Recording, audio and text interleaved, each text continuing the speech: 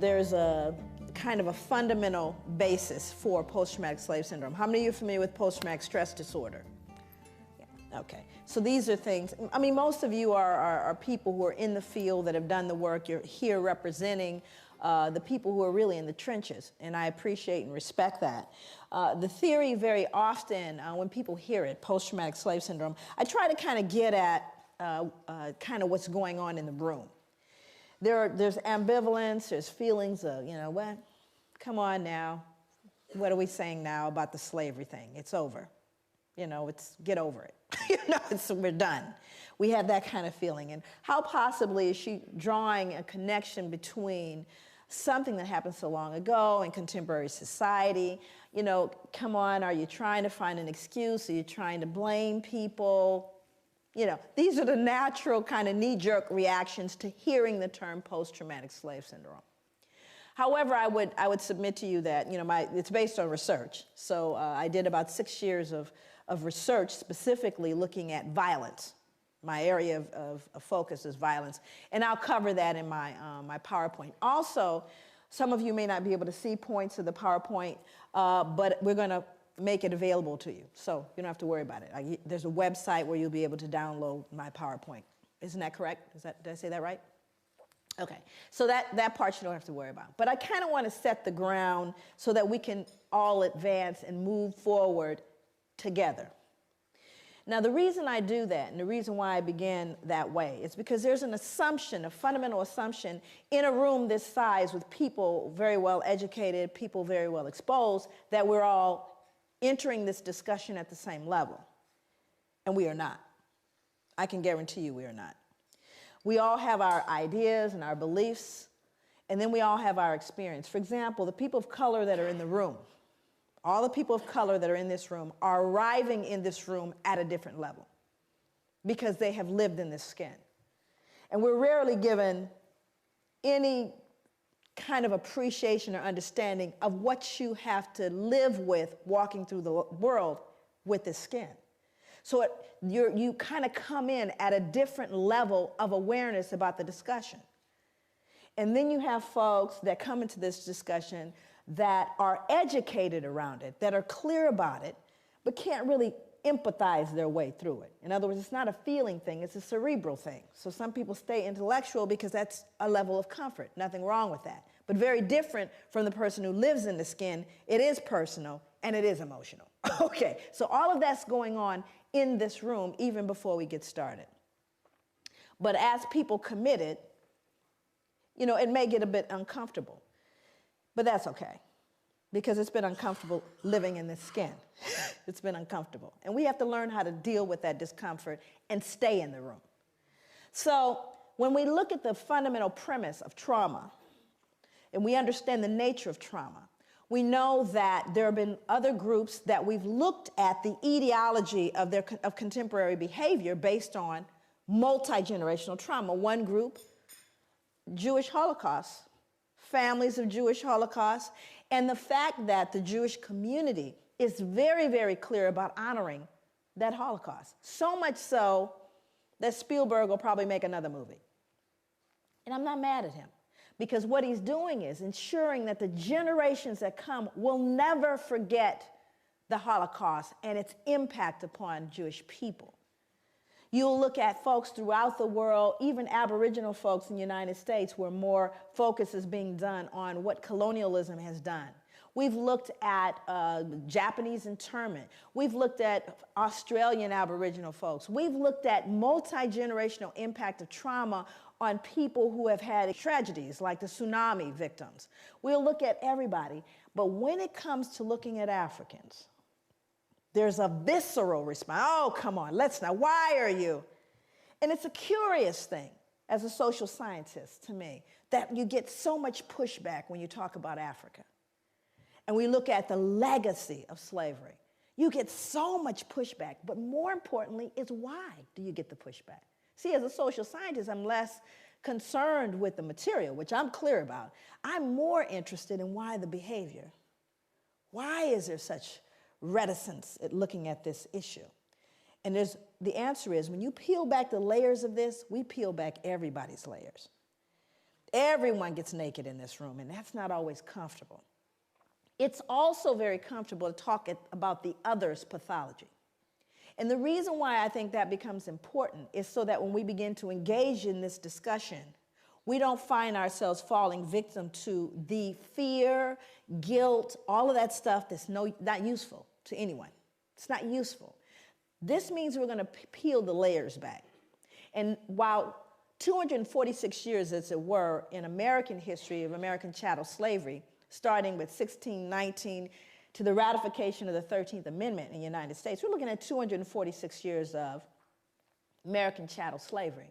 And it's very comfortable, and I think to some degree people can say, you can't have 246 years of trauma and expect that nothing happened, especially when that trauma was followed by more trauma, especially given the fact that there was never a point of healing.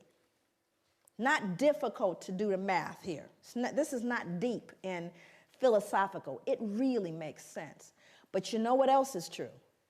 You can't have 246 years of folks engaged in a traumatic experience that were white that went unaffected. That means everybody has been affected and infected by this thing.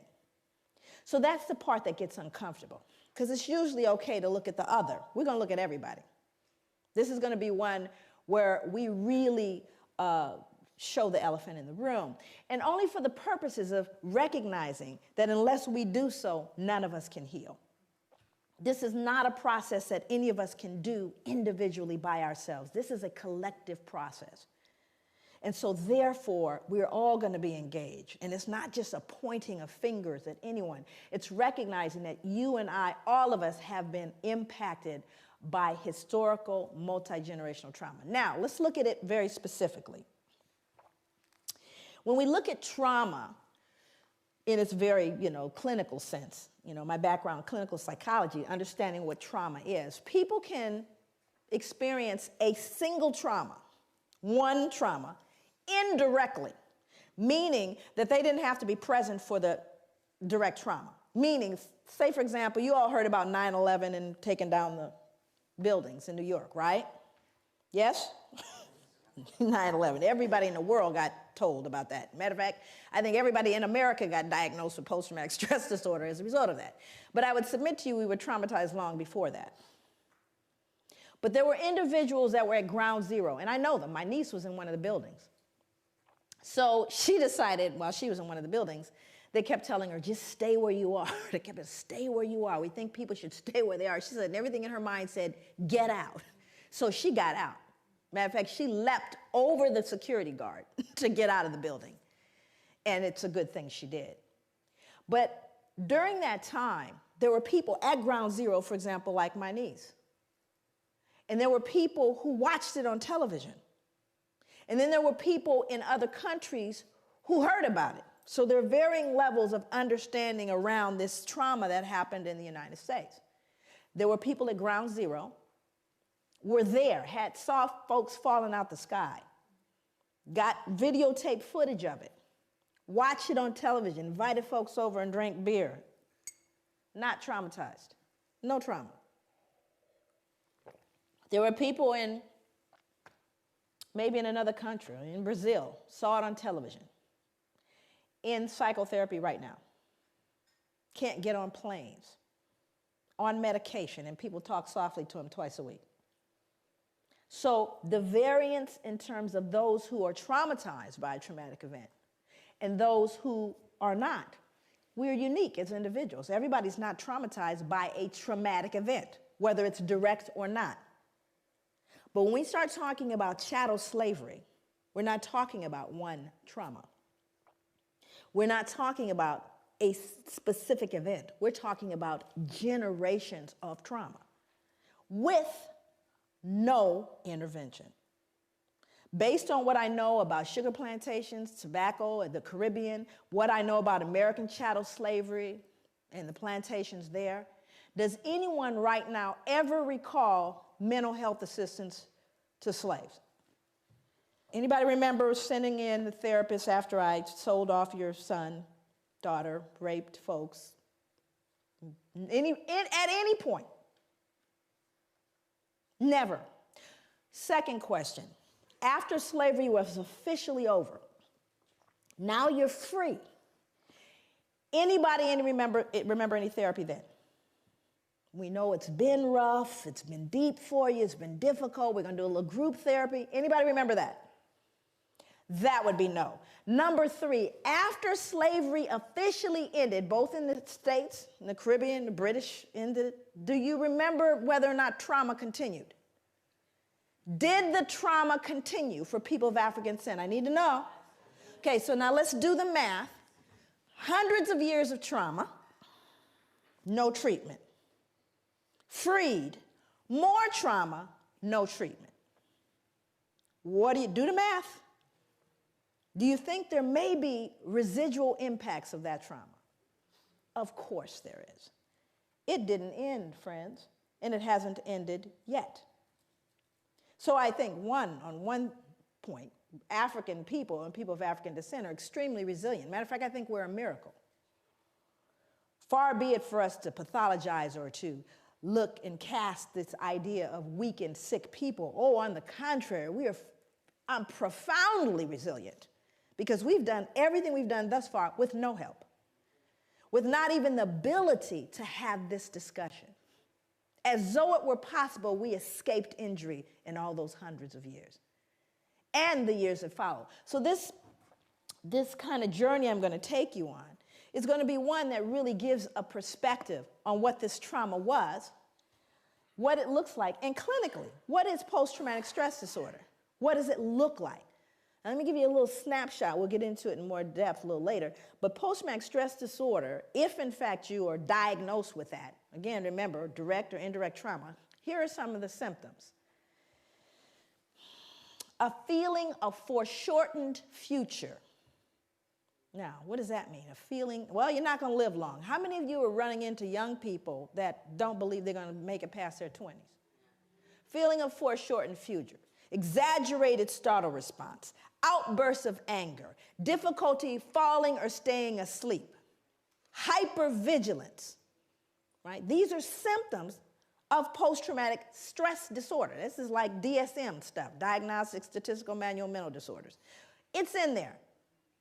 And there's a whole listing of all these symptoms. Now, I want to roll it back so you can understand what the transmission theory is, because I'm going to talk about transmission. So how does a person that's been traumatized by post-traumatic, literally has a diagnosis of post-traumatic stress disorder, and can we, if we are logical and we are reasonable people, assume that a fair number of Africans had to have had post-traumatic stress disorder? You think? I'm not talking about us, I'm talking about them. Untreated, though, right? Okay, so now let's do the math. Mom, who saw dad sold or sister raped, has post-traumatic stress disorder. Still mom, though, right? Only mom now has outbursts of anger, feeling of foreshortened future, difficulty falling or staying asleep, hypervigilance. That would be mom. Now, Johnny or Mary or Shaquisha did not have the original trauma. But what are they learning? This is called social learning theory. What am I normalizing? Exaggerated startle response, outbursts of anger. Are you following me? So I didn't have to be traumatized. Now, the other thing is, do you think Johnny and Mary got traumatized too?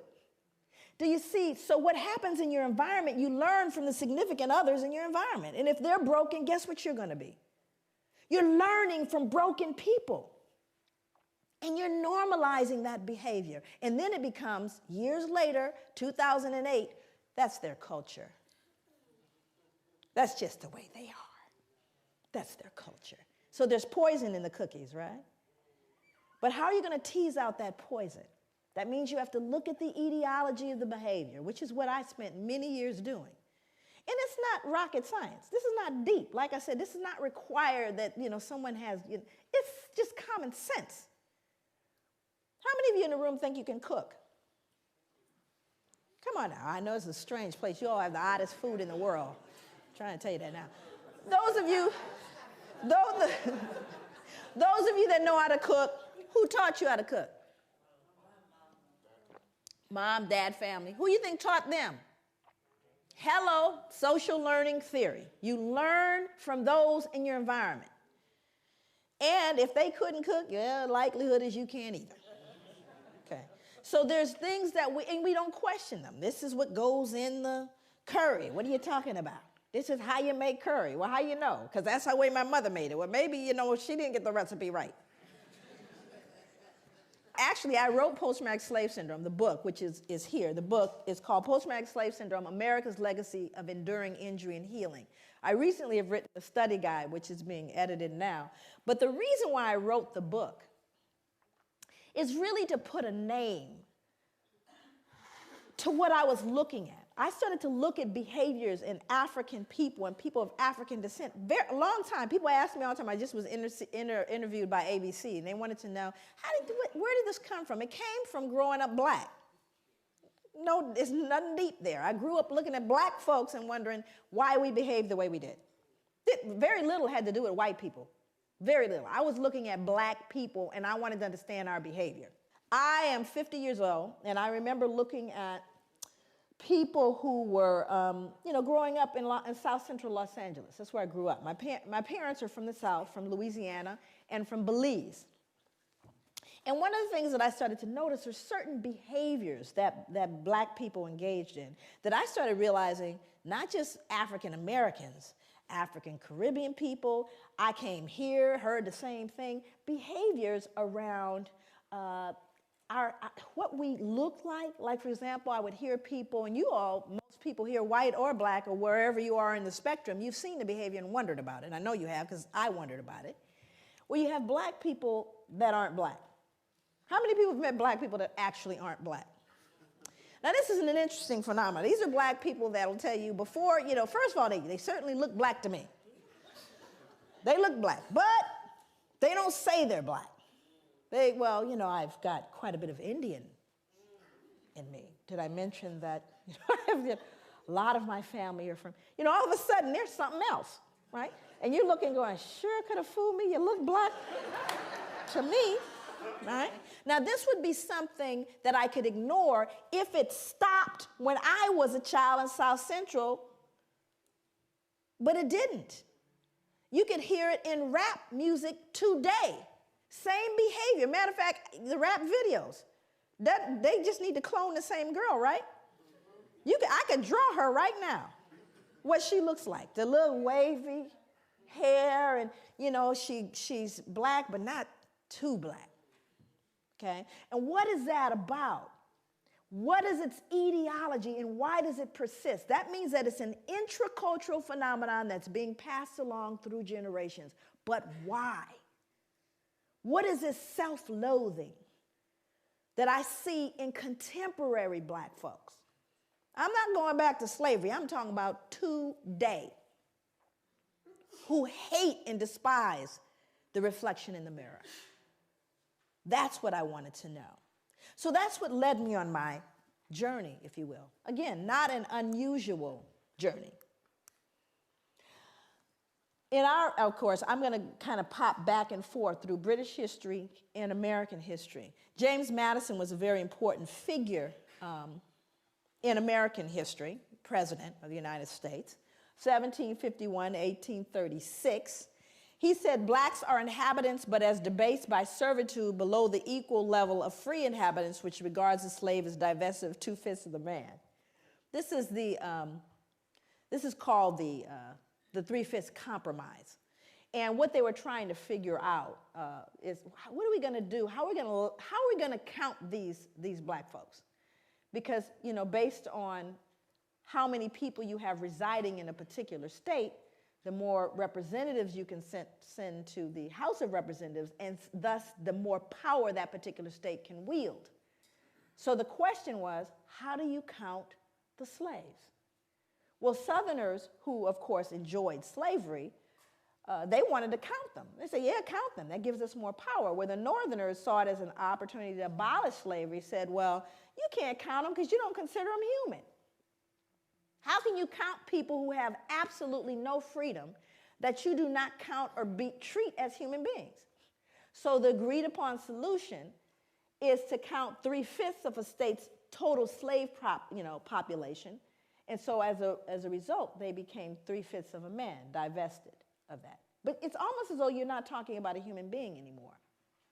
And that's what's scary about this. And I always start my talks by saying that when you see folks dressed up like this, and I know you all see a lot of them, you should get worried. I always get concerned when I see them dressed up like that, like this guy here. This next guy was someone that I struggled with. You all know him, Richard Oswald. He's the son of a Presbyterian minister, international trader of enslaved Africans. What's so deep about this gentleman is how wealthy he became as a result. He would be worth, based on the 1700s, right now he would be worth $68 million. Based on the number of slaves, the slave trade, and colonies, ships, all the stuff that he basically utilized. But again, these folks are held in high regard. When I read about him in your history, you would never know. Google him. You'd never know the ugly trade that he was engaged in because we've sanitized it, you see. It all got kind of sanitized. But what's important is to understand the wealth amassed. And see, this is where people get afraid, particularly Europeans. This is where the whole, oh my God, dare I say the big ugly word, most folks are afraid of, because we don't really care too much about the healing. That healing stuff, go on and get better, you people. But don't try to touch the resources. That would be reparations. We don't want to have that conversation. We're okay if you all go heal, however you're going to do that. But let's not talk about the reparations story. But when you start looking at the wealth amassed, and then you got to look at the Church of England. It gets real ugly, because then you start realizing what is a foundation for the Church of England. Folks that blessed the slave ships. And then, of course, and this is interesting about John Newton, because we all know about, the first thing you hear, John Newton, what's the next thing you hear? Amazing Grace. John Newton, Amazing Grace. Well, let's figure out what happened before he got Amazing Grace. He said slaves are lesser creatures without Christian souls and thus are not destined for the next world. Now, what becomes important about this kind, and you'll see it both in American history as well, there is this kind of dehumanization of African people. Because you got to ask yourself this question: how do people who deem themselves superior, who see themselves as the civilizers, who recognize themselves as what we call manifest destiny, the white man's burden of civilizing all the rest of the races, how do you reconcile being the superior being and engaging in barbaric behavior? What that produces is something called cognitive dissonance. How many people are familiar with that? Cognitive dissonance is really thinking discord. It's when you begin to feel conflict between what you believe or understand or hold to be true, and you are then faced with behaviors, either in yourself or others, that conflict with your fundamental belief. It produces cognitive dissonance. Human beings don't function well with cognitive dissonance. You must remove the cognitive dissonance in order to function. So in order for people to perpetuate slavery and to perpetuate that whole system that lasts for centuries, you had to remove all dissonance associated with it. Can't be anything wrong with me. Certainly isn't us. We're the civilizers. We're the superior, so it must be them. Oh, yes. Well, you see, they don't even have souls. Now I can go to sleep because I'm not really dealing with a human being. Are you following me? Okay, let's see what else he said. He said, when the women and girls are taken on board a ship, naked, trembling, terrified, they are often exposed to the wanton rudeness of white savages. The prey is divided upon the spot. Look at the choice of words, the prey. Resistance or refusal would be utterly in vain. And then he says, I sinned with a high hand. Yeah, and then he wrote Amazing Grace. Okay. So it's really important to understand that hand in hand with the behavior was a mindset that is so damaging. You see, I call it the secret. Not the secret that everybody's been talking about, that secret. This secret is the kind that makes you sick. How many people here are in mental health, have done direct mental health treatment with folks? If you've done any, you know that the secrets make us sick, yes? Isn't it the secrets that cause people the pathology? Right? How long have white people had to hold this secret? How long and how many generations had to stop and pretend Grandpa didn't do what he did? That the wealth we enjoy was not on the backs of some of these little girls.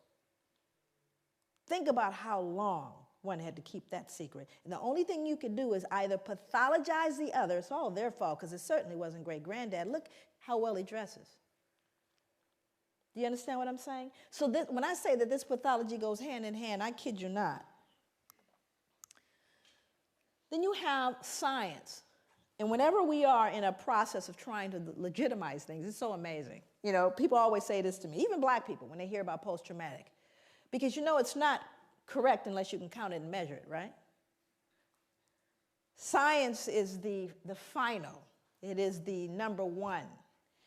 If you can say it's scientific, then you basically trump everything else, right? Science determines reality. So if we can scientifically assert a thing to be true, then in fact it is true, because it's scientifically proven. It's a scientific fact. Matter of fact, that's what people will tell you when you try to say to them, I don't know if I agree with you. You know, it's scientific. It's a scientific fact, what I'm saying here, right? Which somehow makes it what? True. And it's also in a book. Now let's do the math. It's in a book, and it's scientifically proven. Did anybody here realize that recently we lost a planet? Anybody know what planet we lost? How you lose a planet? You know, I became fond of the little picture with we lost a planet. We didn't lose a planet. You know what it means? Science was wrong. Now, have they ever said, you know, we were wrong about that planet thing? No. It's called a paradigm shift. So let's go to science. And I think it's important that we do. So we go to someone named Carl von Linnaeus. Now, Carl von Linnaeus becomes an important character in this whole conspiracy of silence and legitimacy and removing the dissonance. Carl von Linnaeus developed a system based on a criterion of skin color and laid the basis for 19th century racial classification. Linnaeus properly began the science of anthropology. So here we have the father of anthropology. Although color classification of races dated back to the ancient Egyptians, anthropologists refer to Linnaeus's Systema Naturae of 1735 as the first modern study of man. While Linnaeus advanced classification with his use of a color criterion, he also fixed on his 4 families of man certain moral and intellectual peculiarities that continued into the 19th century anthropological vocabulary. He described Homo Americanus. Who might that be? That would be Native Americans, American Indians.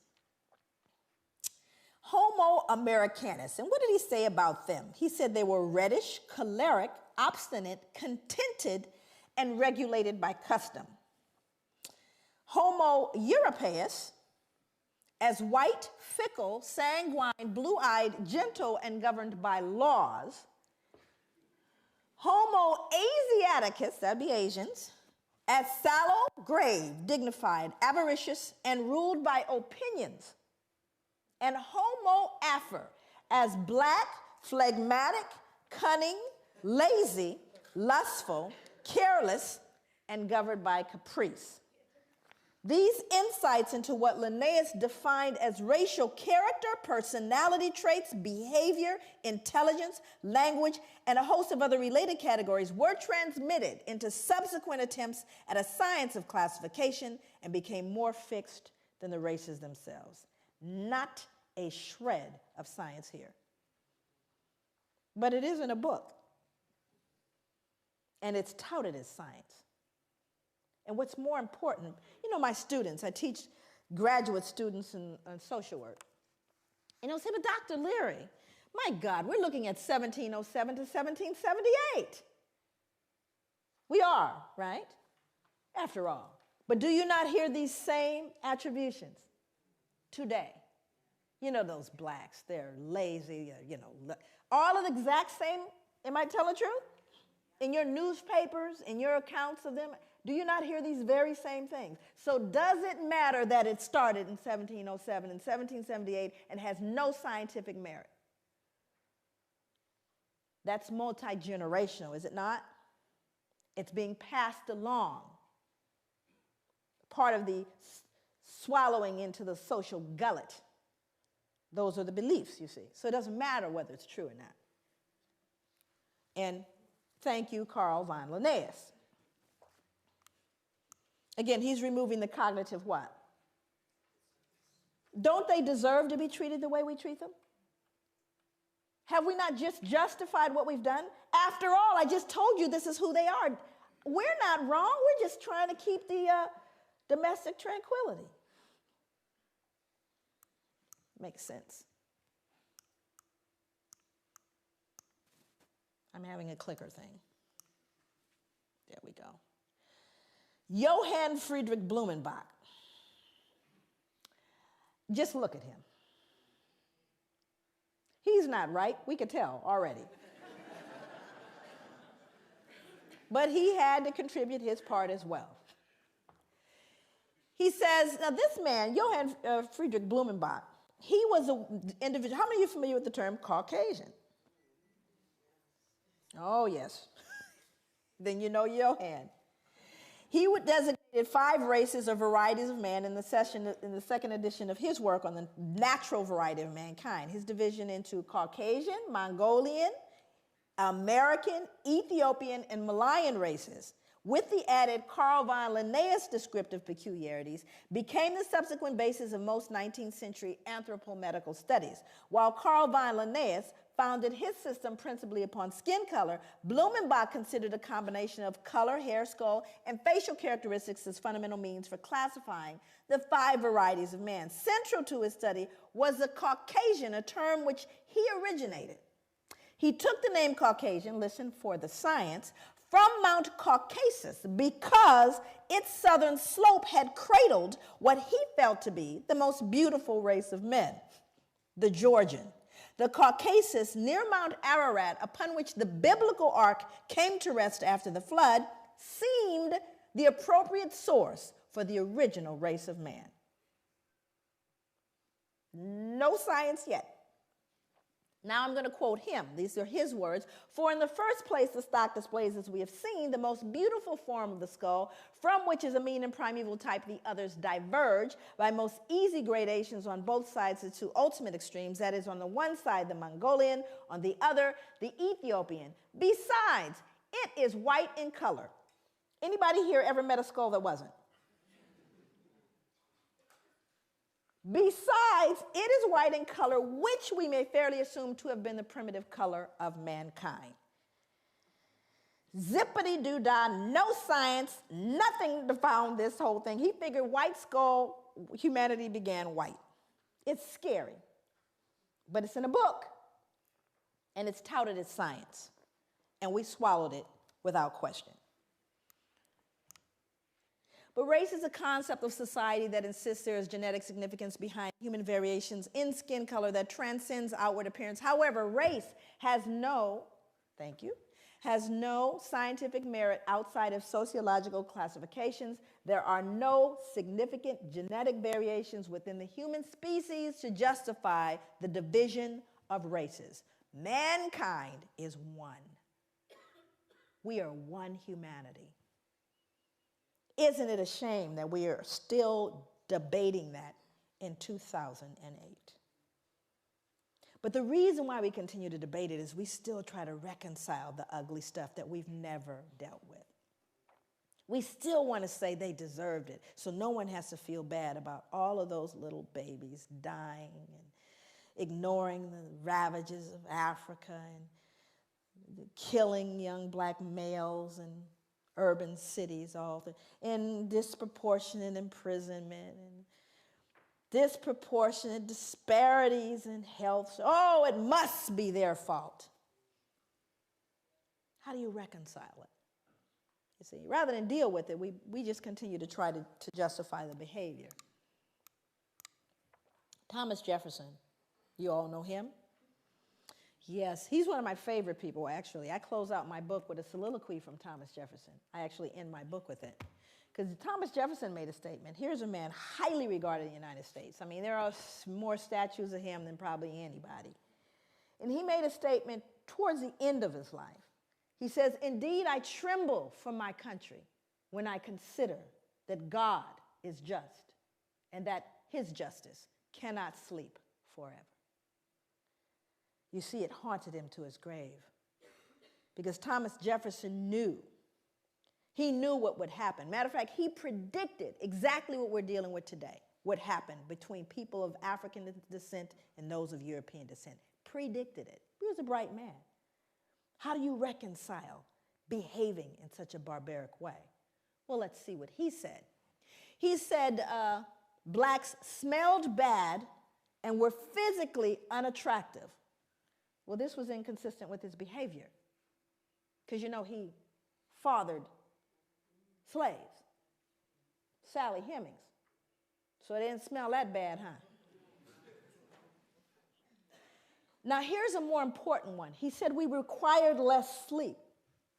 Now, that one's more interesting to me. Why would he need to? What dissonance was he feeling that he would need to believe that blacks required less sleep? Why? What did he do? You know, he owned slaves. So what do you think? How hard do you think he worked them? What was a work day for a slave? Sunrise to sunset. But do you have any empirical evidence, Joy?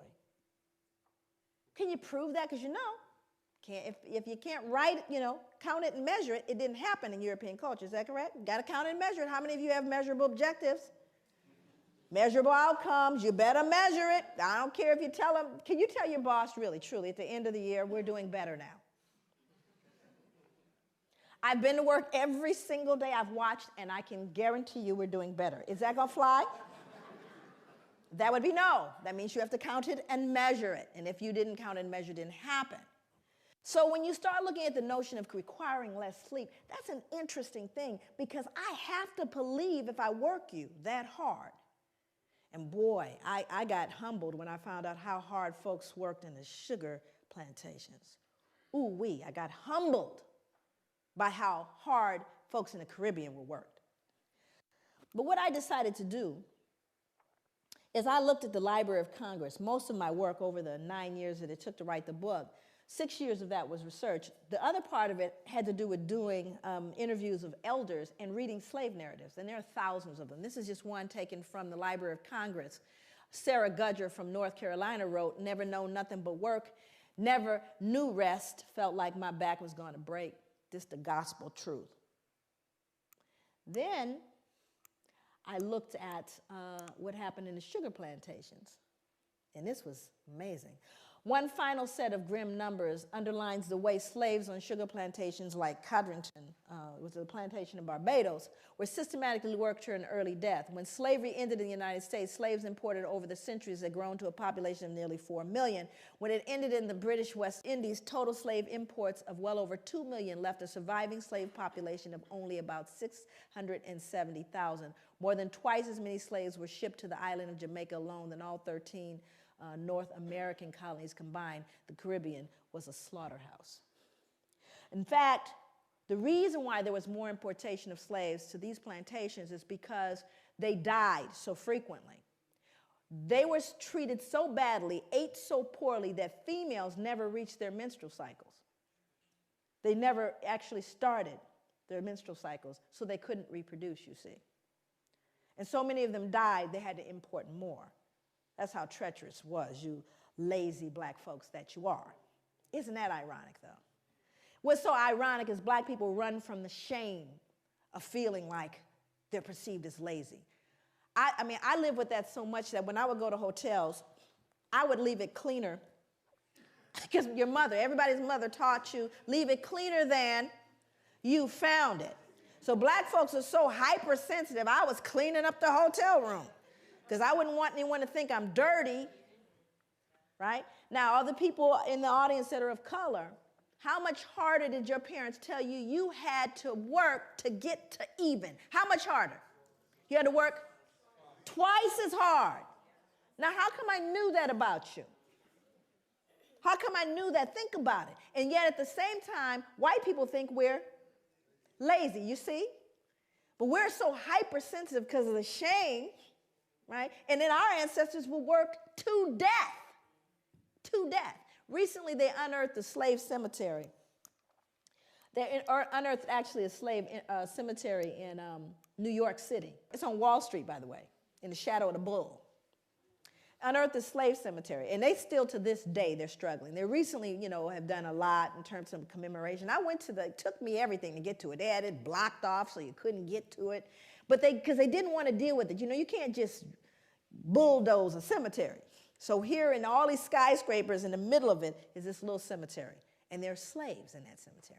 More important than that was what the bones told us, because now you got CSI.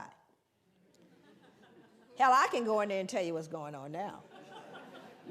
So with the CSI thing, now they've discovered a little bit about the bones. And to me, the most phenomenal thing about the bones is what they told us about those people and how they live. Majority of the people in there were children, infants and children, high mortality, infant mortality rate. They even know what they died of. Died of malnutrition and starvation, because they could tell by the rotting of the teeth and the jawline. So even though they most likely grew food, they weren't allowed to eat it. And then they found something even more peculiar that speaks to this idea of why he believed we required less sleep. They would show a large frame man, and they would find an injury where the muscle actually detached itself from the bone as a result of exertion and not injury. Stay with me. It detaches itself from the bone as a result of exertion. That means you work so hard, the muscle detached itself from the bone. You don't see those kind of injuries in contemporary society because no one's going to work that hard. Unless, of course, you have a gun trained on you from sunrise to sunset. So we do have empirical evidence of how hard folks worked. Then he went on to say that we were dumb, cowardly, and incapable of feeling grief. Why would Thomas Jefferson need to believe that? Why would he need to believe we didn't feel grief? What was he doing, do you think, that produced cognitive dissonance? You were killing people. Not only were you killing people, beating them, you were selling them, yes? Selling mothers away from their children and husbands away from wives. And surely they don't feel it, because if they felt it, that would make them human like me. So I simply say, and you see, it's not even so much that he said it, but he was an important person. If Joe, nobody said it, but he said it. So what do you think the rest of the folks, uneducated laborers, believed? Well, they don't feel grief, After all, Thomas Jefferson says they don't. So he becomes a critical person in making those statements. But you see, it was all to relieve and to settle the conscience that he died with. But these become very important as you see how these things move forward. Then there was J. Marion Sims. I won't spend a lot of time with him. He's another figure. You can Google him. There's a statue, actually, of him in Central Park. And J. Marion Sims was an individual credited. He was a father of modern gynecology. How many women in here know what a vaginal speculum is? And for those men in the room that we lost, a vaginal speculum is a device designed to open up the vagina. It was considered one of the most important advancements in medicine that was made. He was credited as being the wealthiest wealthiest physician to have ever lived. And what's interesting about him, look at the medals pinned on him. I was just very curious about how it was they regarded this man, because no one ever really looked at how did he come up with that vaginal speculum. The way he did it was he actually worked on did experiments on unanesthetized slave women. He created a makeshift hospital in his backyard in the mid-1800s. He built the first vaginal speculum from a pewter spoon. And he reasoned that slave women were able to bear great pain, meaning we don't need any anesthesia, because their race made them more durable, and thus they were well suited for painful medical experimentation. We didn't even, because we didn't feel like other women could feel. This man would cut into women, cut into them, and just said, well, since they're black, they don't really feel it. Unbelievable. And more importantly is what he did to infants, because not only did he experiment on women, he also experimented on infants. He said that black infants suffered from something he called trismus nascentium, which is now commonly referred to as neonatal tetanus. Neonatal tetanus originates in horse manure, which was a likely cause of the disease in slave infants. He attributed it to the indecency and intellectual flaws of slave infants, together with skull malformations at birth. That is a shoemaker's awl. And that's an 1800s shoemaker's awl. He would stick that into the heads of brand new infants in an effort to realign their skulls based on the indecency and intellectual flaws of their parents, to treat the malady. Of course, it was 100% death rate. But that's what he would stick in the head of a baby at birth. And so these are things that are so horrific that you can't possibly wrap your head around it. And this man is, just Google him. And you think to myself, I think to myself, if I were up here in front of you right now, and this is going to become very important as I move into the other slides. If I stomped a puppy to death out here, up here, just a little puppy, and stomped it right here to death in front of you, most of you would need therapy. And I would be arrested probably faster than killing a black man for killing a puppy. How could you do that? Do you realize how much dissonance you have to remove in order to stick that into the brain of a child? More importantly, the child can no longer be human. Are you understanding what I'm saying? The reason why he could do it is they weren't human. They didn't even feel pain. That's what this man believed. Now, you may look at that and go, those are horrific things from the past. There is a book out right now, not table reading. It's called Medical Apartheid. This is written by Harriet Washington, came out last year. This book chronicles the experimentation on black people up to contemporary day. See, we want to look at the Tuskegee experiments. We want to look at Sims and go, oh, that just still going on. Implicated, Harvard, Johns Hopkins, because we weren't what? Human. So that dehumanization is something that we really got to appreciate. Went on for a long time. Can you go back? Back one more. No white could ever rape a slave woman. The regulations of law as to the white race on the subject of sexual intercourse do not and cannot, for obvious reasons, apply to slaves. Their intercourse is promiscuous. We've now justified raping black women because they can't be raped. We aren't raping them. They're promiscuous by nature. So we can't do it. Forward, one more.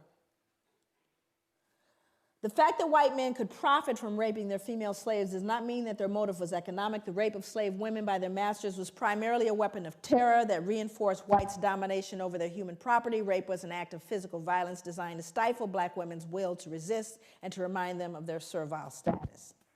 These become important instruments that you look at. And I want to give you some statistics as it relates to American history. By the mid-1800s, there was over 600,000 mixed-race children born. 600,000. How many of you know what miscegenation is? Miscegenation is an illegal marriage between people of different races. Actually, it was very profound here. That was illegal to marry someone of another race. So when you consider the fact that one of the greatest issues and one of the number one reasons why black men were lynched, beaten, and imprisoned had to do with the fear that they were going to rape whom? White women. Now the numbers, we're talking about pure numbers alone. It was who being raped? Okay, it was black women being raped, but they can be raped. Let's advance forward. Before we get into the Casual Killing Act, the Casual Killing Act was written because of the number of people who were killed while being corrected. Okay. And if any slave resists his master, owner, or other person by his or her order, correcting such slave, and shall happen to be killed in such correction, it shall not be counted felony, but the master, owner, and every other person so giving correction shall be acquitted of all punishment and accusation for the same, as if such accident had never happened. So that means that if you happen to be correcting someone and you beat them to death, you know how hard it is to beat someone to death? I mean, I thought about that. I said it happens so frequently that they created a law so that you wouldn't feel any what? No guilt, because you were simply correcting them. It wasn't your fault. So I went back to look at who was beating folks to death. I wanted to know. And it was white women. White women were beating black children to death. That's who was being beaten to death. But it wasn't her fault. She was just correcting them. You see, what we do is we rob ourselves of our own humanity when we refuse to look at this stuff. We rob ourselves of our humanity. And that's what people didn't know happened. Going forward, one more. Then you had the mental health folks. This is how we got in. We got in to try to fix it. In the early years of the 19th century, a physician named Samuel A. Cartwright argued that two particular forms of mental illness caused by nerve disorders were prevalent among slaves. One was drapetomania, which was diagnosable by a single symptom: the uncontrollable urge to escape from slavery. So now what we've done is we've now pathologized your desire to be free. Must be something wrong with them. Keep trying to free themselves. And again, it would be funny if it weren't in journals. You see, all of this is to remove the cognitive dissonance. Now we have, look at all the people joining in. You got Linnaeus, you got anthropology, you got physicians. All of them saying, they deserve it. It's not us. We don't need to adjust anything. And if they just tried harder, how about you people just pull yourselves up from your bootstraps? What's the matter with you? The playing field has been leveled. Well, we're going to see if, in fact, it's been leveled. Or is that conjecture? Move forward. Now, I want you to look at this photo very closely, and I want you to see who's in it. More important than the man hanging, because you got to understand the lynchings that occurred in America happened after slavery, not during. Thousands of lynchings happened after slavery, because this is a reaction to white fear of what we would do once freed. But we didn't create a vigilante group to take out white people, but they did create a vigilante group to take us out now that we're free. See, that happened after slavery. They were called the what? The Ku Klux Klan. They don't wear hoods anymore, they wear suits. But they're alive and well all over the world, even here. So, look at who's in the picture. I want you to look at this little girl in particular. You can't see her closely, but she's actually grimacing, like smirking. Now, remember, let's go back to the puppy concept here. She would be loathed and torn up probably if this was a puppy, which means he's less than that, because she's not disturbed. This little girl is not disturbed by this, but she should be, shouldn't she? People always ask me, they go, Joy, what was the impact on white people? There it is, right there. Can't feel any empathy for him. None, zero, zip. There's a little one back here, even smaller. Because whatever she's been taught or told, socialized to believe, makes him no longer human. That's the greatest danger to white people, is that they can't feel it. And there's a reason why white people can't feel what we're talking about. My God, what would you then feel? It's tough. So I've got to believe, oh, it's all over now. It's not my fault. I don't benefit. It's not a big deal. Let's move on. It's not all of those things. But we don't say that to Jewish people. I dare you. But you have to understand, when you unearth this one, that's what we did to our children. Let's move forward. This is a similar photo to the one that is used in Denzel's movie. Now, and again, most important, this is a man that's being burned. Also, I won't read the depiction, but there are newspaper accounts of this. It's written in a book called 100 Years of Lynching by Ginsburg. No pictures, just newspapers that say not only did they burn him, they decapitated him, cut him into pieces, and used parts of his body as things to put on mantles. So people would say, get me a tongue, would you, or a liver, a little crisp, so I could put it on the mantle. Now, again, I want you to look at the folks. I want you to look at who's here. We're not talking about the toothless, big gut, hooded wonder, are we? We're looking at plain old, common, dressed up folks. They're squeezing, please, I want my picture taken. Are you following me? This is somebody's cousin, uncle, somebody. And the ability to do that, dehumanize this man and rob them of their humanity all at the same time. All at the same time. That is the most dangerous, treacherous thing that could happen. What did Hitler do? He dehumanized human beings, put babies in ovens. Anything that robs us of our humanity is a danger to everyone. And that is what's going on with people of African descent all over the world, because not only did it get done here, but who did we tell? The entire world we told these people don't deserve any value. Everyone wants to be American, not y'all.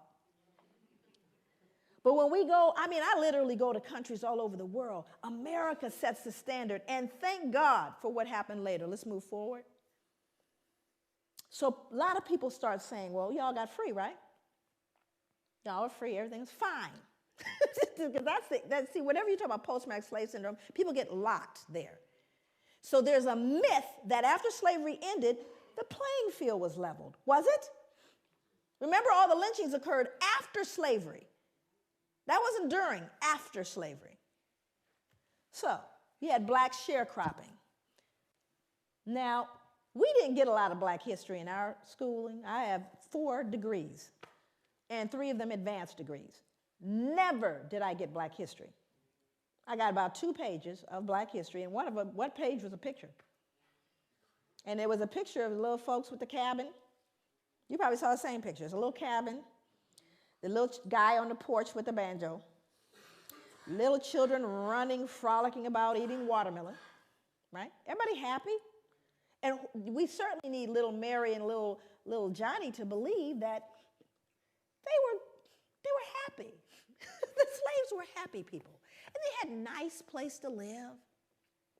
Because we couldn't have them feeling cognitive what?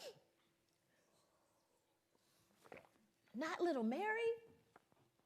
She can't start questioning what Grandpa did. So I want you to see this, because those are leftover slave quarters. He's a sharecropper. So now let's go back and take a look at sharecropping. Now these are folks that were slaves, no longer slaves, decided I'm going back to be a sharecropper on the same plantation that I was enslaved. Why would you do that? Let's move forward. Here's why. Because when you did try to leave, and you go north, because you're free. I want you to go north now.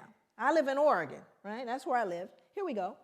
No free Negro mulatto not residing in this state at the time of the adoption of this Constitution shall come reside or be within the state or hold any real estate or make any contracts or maintain any suit therein. And the Legislative Assembly shall provide by penal laws for the removal by public officers of all such Negroes and mulattoes, and for their effectual exclusion from the state, and for the punishment of persons who shall bring them into the state or employ or harbor them. This was repealed November 3rd, 1926. My father was alive. Section 6 said, if any free Negro mulatto shall fail to quit the country as required by this act, if guilty upon trial, shall receive upon his or her back not less than 20, no more than 39. We'll beat you. That if any free Negro mulatto shall fail to quit the country within the term of 6 months after receiving such stripes, he or she shall again receive the same punishment once every 6 months until he or she shall quit the country. We're going to beat you till you leave. But you're free. The playing field is leveled. Pull yourself up from your bootstraps. Are you following me?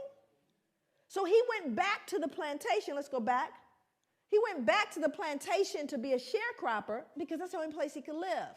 But he can't read or write because it was illegal to educate a slave. So I'm illiterate. I go back and I say to the slave owner, who past slave owner, okay, now I'm coming back to work for a fair wage because I'm free. And the slave owner says, sure, you can come back. So here's what I'm going to do. I'm going to advance you seed, tools, and a mule. In other words, you know, I am going to give you that grant that you want. And we're going to let you work with that. And at the end of the year, we'll settle up. Well, the grant's never enough, is it? And so at the end of the year, he's found owing. And what must he do to pay off that debt? He's got to work it off, yes? And his children have to work it off, yes? That's called debt servitude, or another form of slavery. But you all are free. What are you whining about? Let's move forward. Move forward. So, well, can we lease them? Now, everybody wants to know big issue. You have overrepresentation here. Guess how I know? Overrepresentation in the criminal justice system as its etiology. It was big business then. It's big business now. You're going to get free labor one way or another. New slavery is imprisonment. Well, let's see. Why was this? It was so successful. By the mid-1898, nearly 3/4 of Alabama's total state revenue came directly from this institution. Well, of course, I wanted to do research on what they did because they're free. But now we're arresting them at alarming rates. And for what? 12 years for vagrancy, loitering, startling a white woman, looking menacingly at a white woman.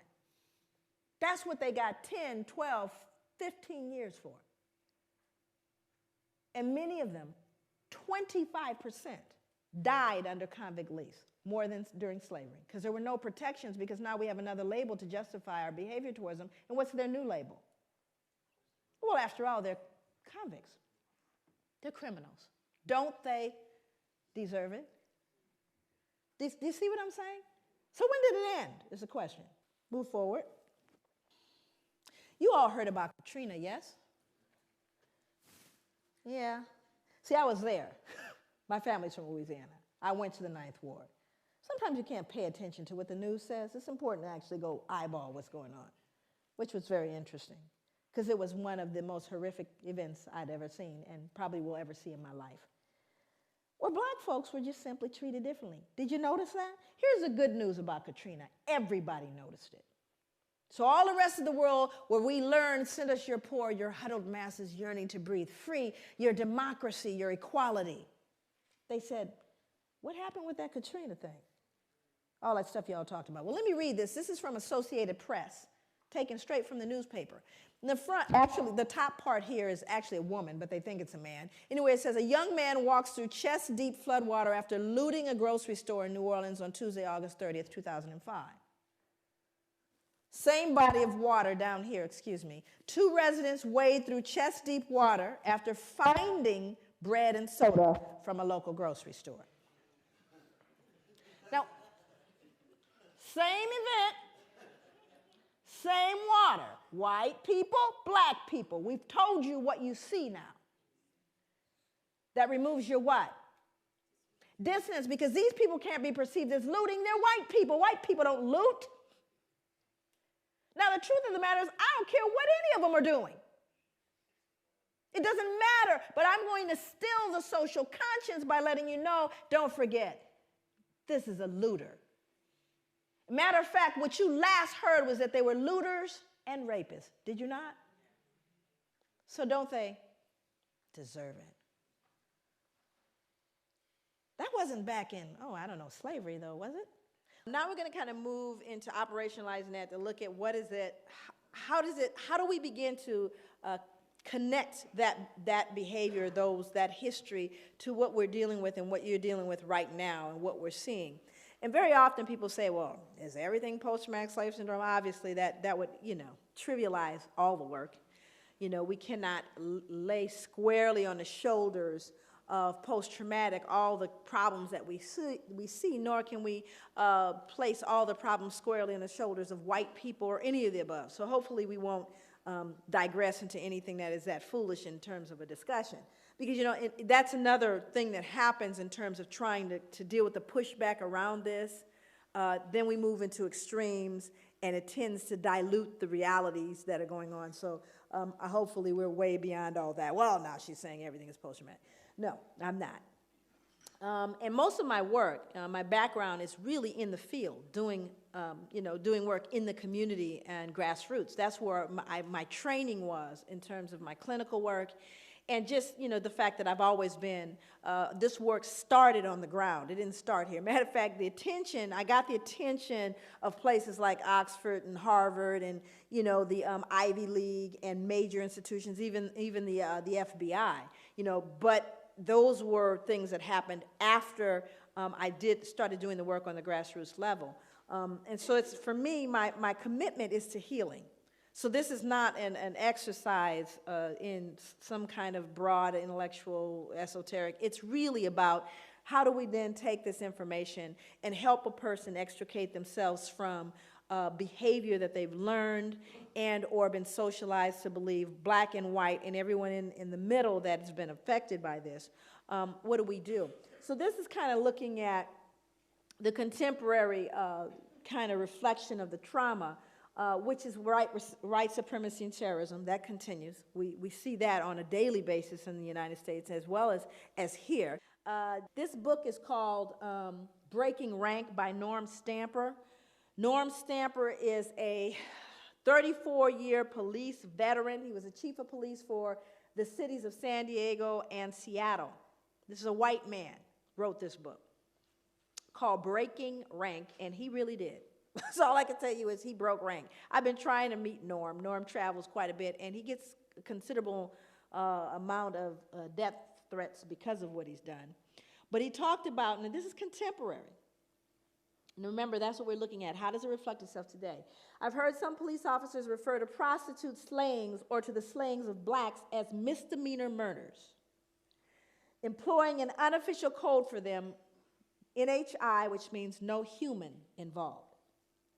Now, these are on telephone calls. These are on calls that you hear on police officers speaking, hey, what do you have? Well, we have an NHI. We have no human involved. It's a black person killed. Do you see what I'm saying? Again, the dehumanization reflecting itself in just their casual involvement with one another.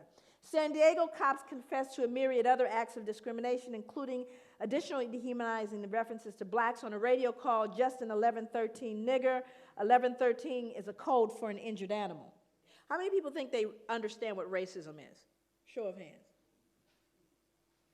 Come on, you think you know. I'm not suggesting I know. I just have a couple of definitions that kind of came to me as I thought about. How many people think there are white racists?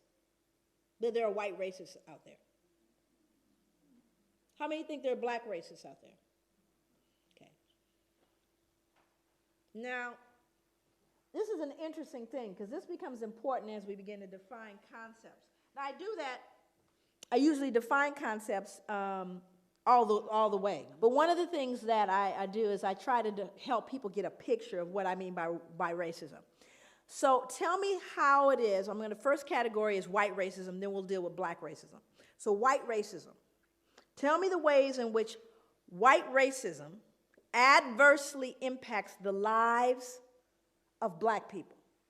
Just what are the ways that white racism can adversely impact the lives of black people as a group? What are some of those ways? I'm sorry? Power, but how is that defined specifically? Education, okay. I'm sorry? Economically, employment. What else? Housing, what else? Policing. Why are we here today? Healthcare, okay. Now, we could actually kind of grow that list. Now we're going to move over to black racism.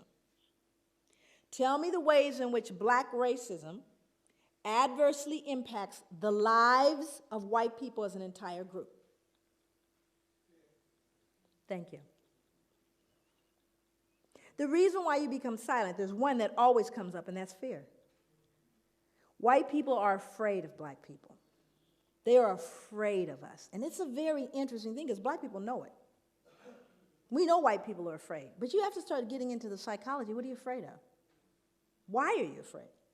But it's an interesting dynamic. Now, also you see the difference in what racism is, do you not? Racism implies you have not just prejudice, but the power to do something with that prejudice.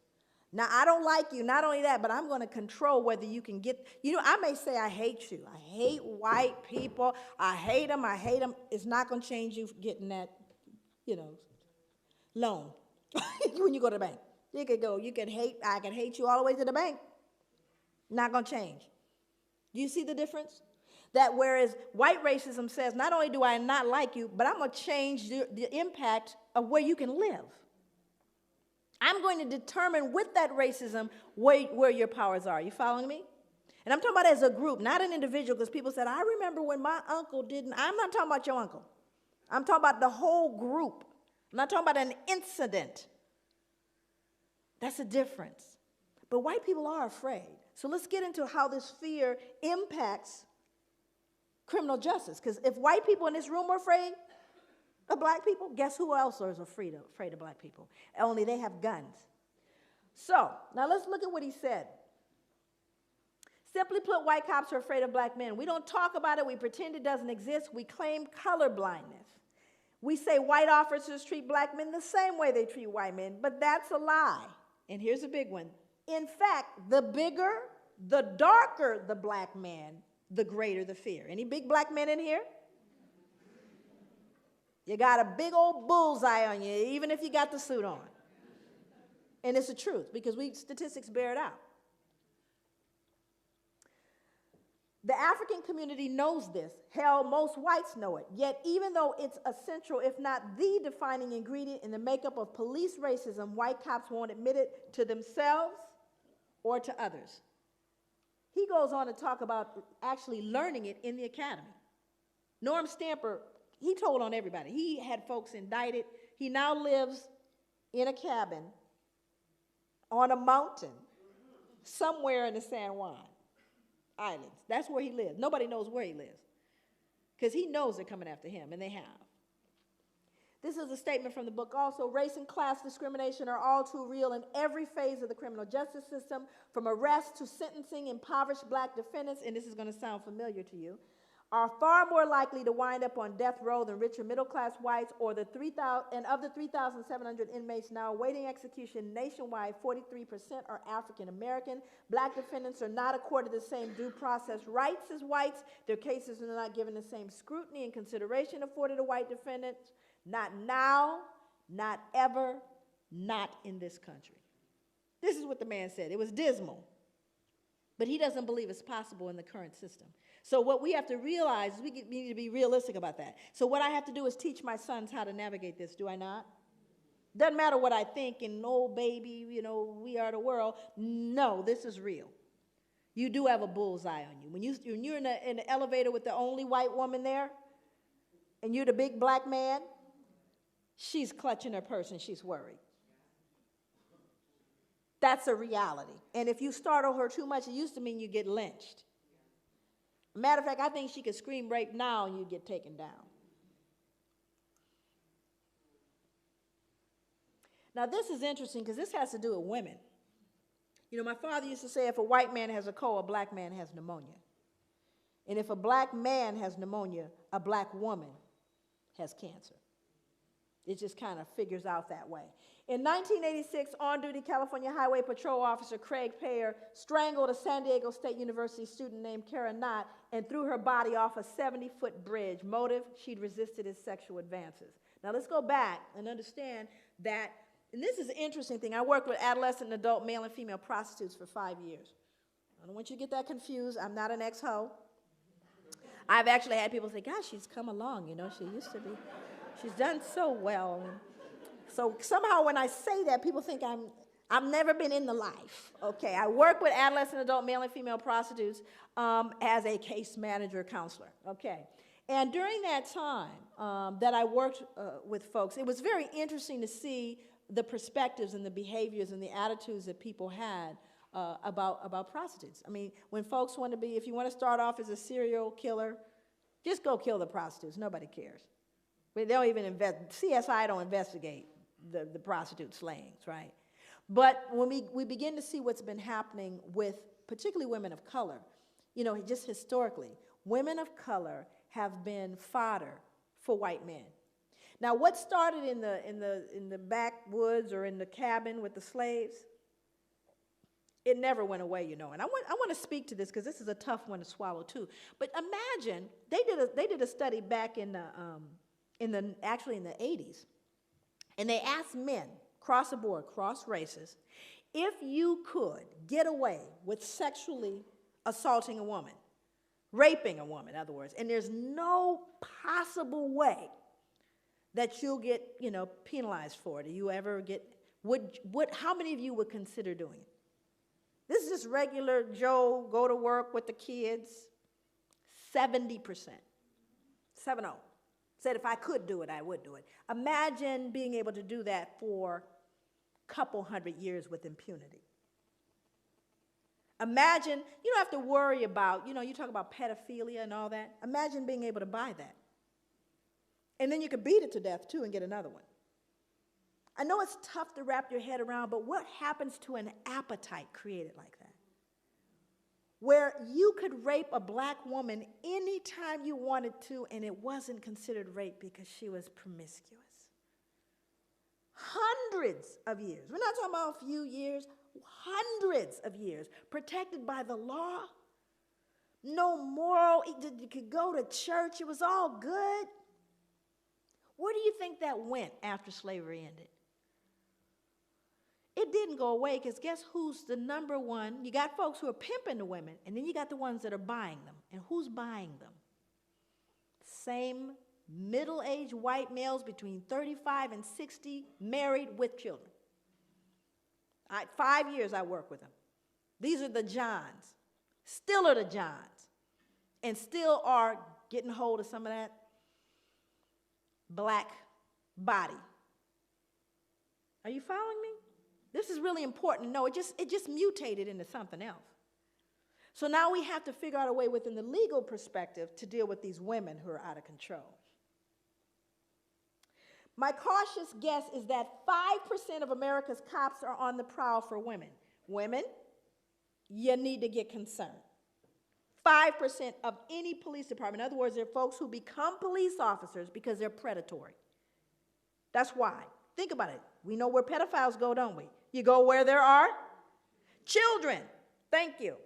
So we got to understand police officers, plenty of them are twisted. And I've worked for the last 20 years with police officers. Trust me. I'm always concerned about someone that deliberately wants a gun, aside from the short man.